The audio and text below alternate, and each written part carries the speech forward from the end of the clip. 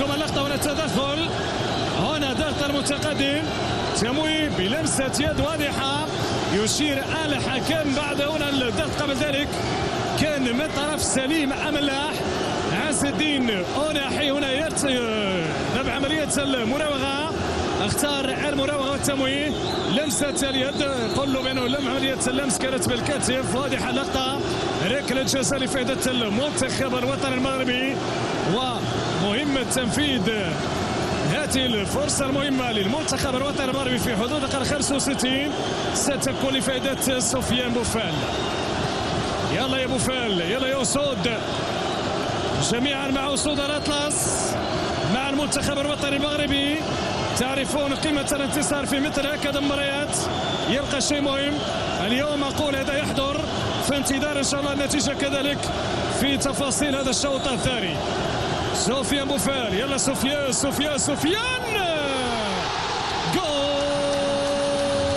جول جول جول جول جول لفائدة سفيان بوفال، وجنبات الملعب تهتز من طرف الجماهير المغربية سعيدة جدا بهذا الهدف من طرف سفيان بوفال في حدود الدقيقة 66. هدف من طرف سفيان بوفال الذي فرض اسمه بقوة في الجولة الأولى وكذلك في تفاصيل الشوط الثاني. نقول مؤشرات إيجابية جدا بالنسبة للنخبة الوطنية للمنتخب الوطني المغربي في هذه المباراة أمام منتخب الشيلي. تسديد أقصى يمين مرمى الحارس براين كورتيس الذي لم يتمكن من التصدي لهذه الكرة برغم أنه اختار المتابعة في الاتجاه الجيد.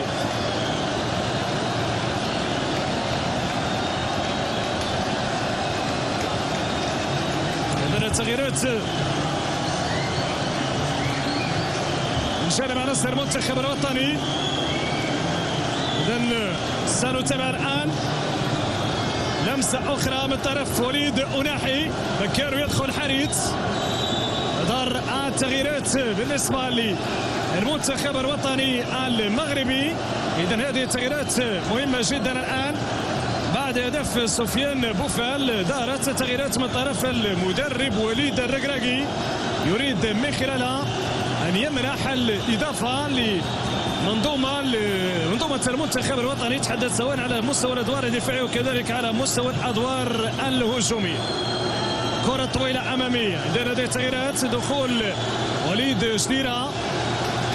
جديرة في أول ظهور مع المنتخب الوطني المغربي أمام الجماهير المغربية في هذه المباراة. يريد هو الآخر أن يقدم الإضافة. كرة تلعب مقوسة، مشات في اتجاه من وسط الميدان، البحث من أجل استغلال هذا البناء الهجومي من دفاع النخبة الوطنية. الآن من جانب دفاع منتخب الشيلي، جميل أنه عملية تحول والانتشار الجيد من دفاع المنتخب الوطني تتم بسلاسة، يعني التقدم حول ما يمكن أن يلقوا في نصف ملعب منتخب الشيلي، يكون دفاع متقدم، وهذا يبقى أمر إيجابي بالنسبة للمنتخب الوطني المغربي. سعادة كبيرة وتابعوا ملامح الفرح من هذه الجماهير. اليوم فرصة كما يقال لصلة الرحم، أقول صلة الرحم من هذه الجماهير من مختلف بقاع العالم لدعم المنتخب الوطني المغربي.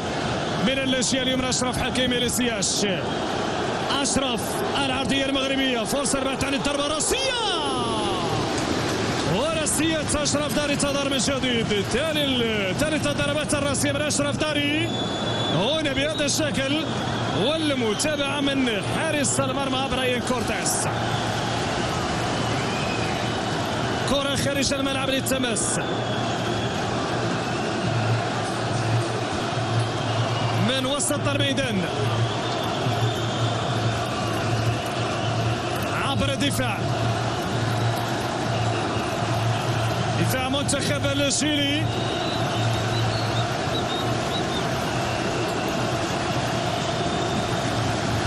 في هذا البناء الهجومي هدف سفيان بوفال رافع من المعنويات المنتخب الوطني، يريد ان يستغل هذا العامل المهم لاضافه هدف اخر. عندما انه الخصم ومنتخب تشيلي يمكن في أي لحظه ان يفاجئ المنتخب الوطني. لا نتمنى ان يحدث ذلك، ما نعمل انه النخبه الوطنيه من تصل للشباك مره اخرى. امين حارث طريقه جميله ومخالفه يشير حكم المباراه. دخول امين حارث لاعب فريق اولمبيك مارسيليا وكذلك لاعب وليد شديران. يمكن ان نقول قد يكون المفاجاه من جانب المدرب وليد الركراكي لاعب باري الايطالي.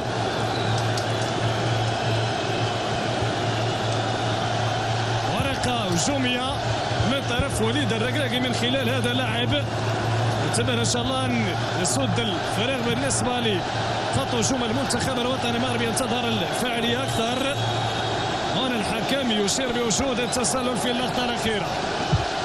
أقل من 20 دقيقه نتيجه متعادله او النتيجه 1-0 بعدما كانت متعادله 0-0. متابعنا الارتقاء. هنا التدخل من طرف وليد شديرة. ونترككم مع